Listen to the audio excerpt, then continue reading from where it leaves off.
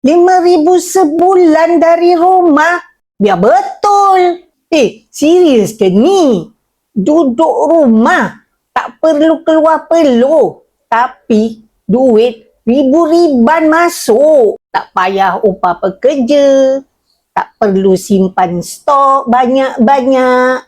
Barang tak perlu bungkus sendiri pun. Kedai fizikal tak payah langsung.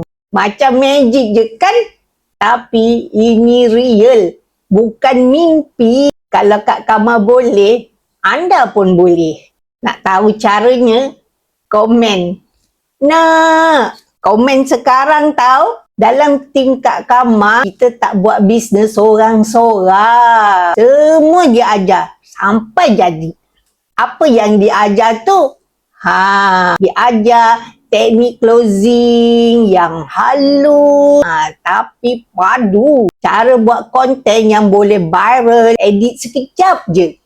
Iklan, Kak Kamah ajar iklan yang boleh berjalan sendiri. Ilmu ni kan, ramai yang sanggup belajar beribu-ribu. Tapi Kak Kamah dan tim Kak Kamah, mentor-mentor hebat Kak Kamah, beri percuma saja.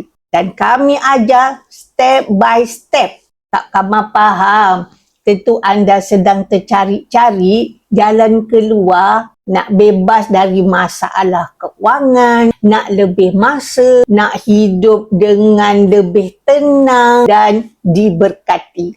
Kalau anda dah bersedia nak berubah, bersahabat dengan Kak Kamah, komen yang murni-murni, like, simpan video ni supaya nanti boleh tengok lagi. Dan share juga kepada orang lain. Mungkin ramai lagi yang sedang mencari jalan keluar dari masalah mereka.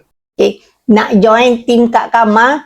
Tengok profile picture Kak Kamah. Di situ ada link. Tekan link tu dan isikan maklumat-maklumat yang diperlukan. Tunggu Kak Kamah kontak anda. Ingat ya, perubahan bermula dengan satu langkah kecil. Langkah bijak bersama Kak Kamah. Assalamualaikum. Jumpa nanti.